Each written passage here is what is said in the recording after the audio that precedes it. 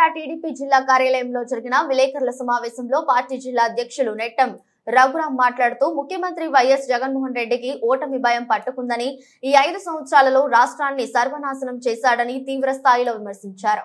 ప్రజలలో తిరుగుబాటు మొదలైందని, అది ఊహించని జగన్ ఓటమి భయంతో ఏది పడితే అది మాట్లాడుతున్నాడని అన్నారు. ఈ సమావేశంలో రాష్ట్ర పార్టీ కార్యదర్శి గన్నె వెంకటనారాయణ ప్రసాద్, ఎన్టీఆర్ జిల్లా తెలుగుదేశం పార్టీ ప్రధాన కార్యదర్శి వాసం మునియా, పరిస పోగు రాజేష్, కొల్లపూడి నాగేశ్వరరావు, బొల్ల వెంకటేశ్వర గౌడ్, పామర్తి కిషోర్ బాబు, సొంటి శివరాం ప్రసాద్ గౌడ్, దేవరపల్లి ఆంజనేయులు తదితరులు పాల్గొన్నారు.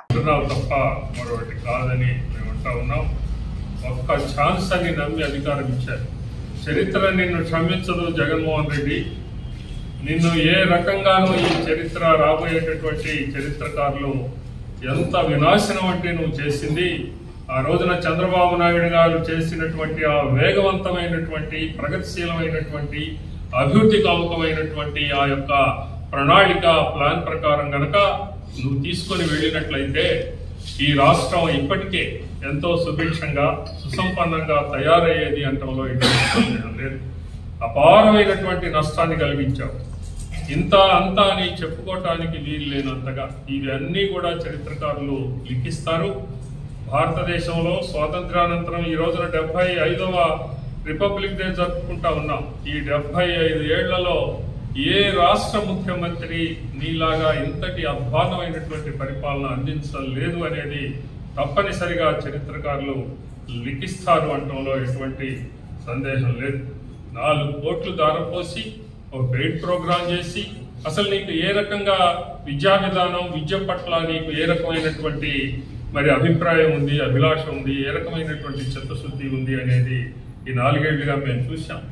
నాడు నేడు అన్నావు, ఎక్కడ పూర్తి చేశావు? దాన్ని అరకొరగా మాత్రమే అవి జరిగినాయి తప్ప ఏ రకంగానూ జరగలేదు.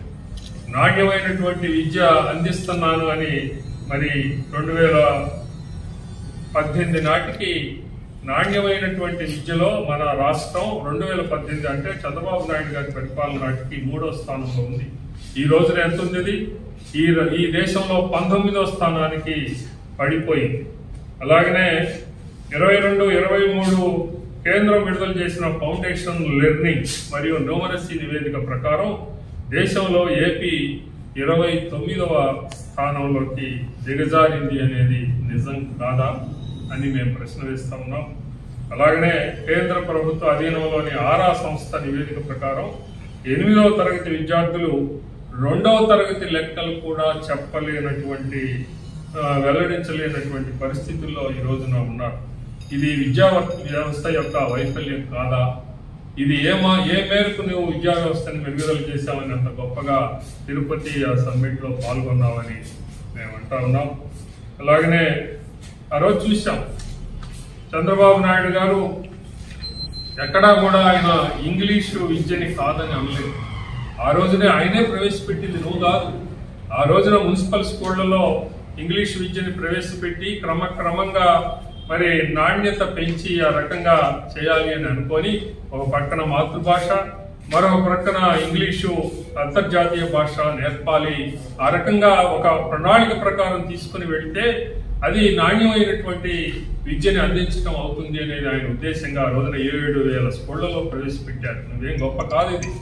ఆ రోజున ఇంకా బెస్ట్ అవైలబుల్ స్కూల్స్ అని ఆ రోజున చంద్రబాబు నాయుడు గారు ఎస్సీ ఎస్టీలకి వెనుకబడినటువంటి వాళ్ళని కార్పొరేట్ విద్యాలయాల్లో చేర్చేటటువంటి బెస్ట్ అవైలబుల్ స్కూల్స్ ని వాళ్ళు ఆ రోజున స్కీమ్ తీసుకురావడం జరిగింది.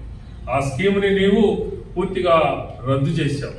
చివరికి ఎక్కడ దాకా పోయావు? దాని మీద కోర్టుకు పోతే నువ్వు సుప్రీం కోర్టు దాకా పోయావు.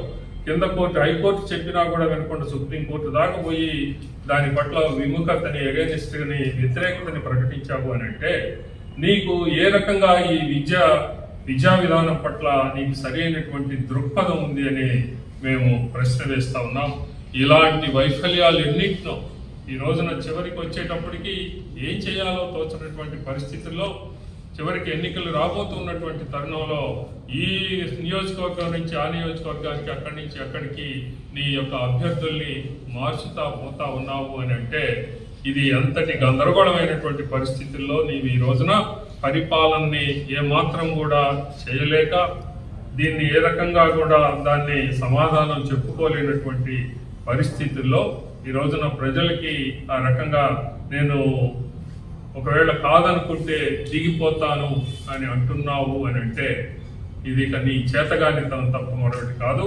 ఇప్పటికైనా సరే నీకు ఎక్కడో ఒక చోట కొద్దిగా మనసున్నట్లయితే నీవు చేసినటువంటి ఈ వ్యవస్థని పూర్తిగా పాడు చేసినటువంటి ఈ యొక్క పరిస్థితుల్లో నువ్వు కనీసం సిగ్గున్నప్పుడు జగన్మోహన్ రెడ్డి అని నేను కోరుతా ఉన్నాను.